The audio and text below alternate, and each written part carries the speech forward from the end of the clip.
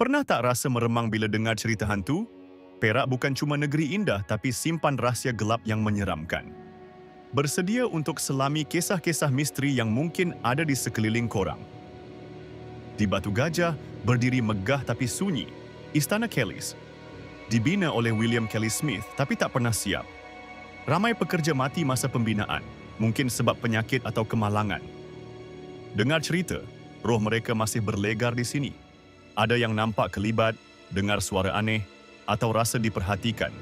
Berani ke nak melawat waktu malam? Sungai Perak yang tenang pun ada kisah ngeri. Tahun 1892, seorang peniaga bernama Lenggang ditemui mati dalam perahunya.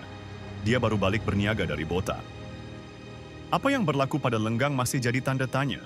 Adakah dia dibunuh? Atau ada sebab lain yang lebih misteri? Sungai itu menyimpan rahsianya. Hotel lama di Taiping ni memang terkenal dengan cerita hantu. Terletak atas bukit dekat Taman Tasek Taiping. Dulu, tapak ni markas tentera British. Ramai tetamu atau pekerja hotel pernah alami gangguan. Ada yang nampak lembaga, dengar bunyi guli jatuh, atau rasa seram sejuk tiba-tiba. Mungkin penghuni lama tak suka diganggu. Walaupun bukan di Perak, kisah seram Lebuh Raya Karak ni memang legend dan selalu disebut bila cerita pasal tempat berhantu di Malaysia. Terutama kisah Volkswagen kuning yang muncul tiba-tiba. Kononnya, kalau terserempak dan cuba potong, kereta tu akan muncul semula di depan. Ada yang kata nampak kelibat dalam kereta tu, memang buat pemandu cuak. Satu lagi lokasi seram yang popular di Malaysia, Villa Nabila.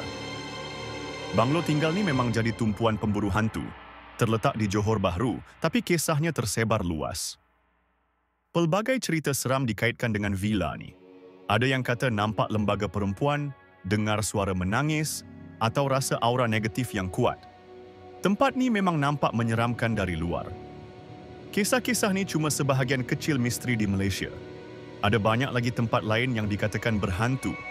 Adakah korang cukup berani untuk teroka sendiri?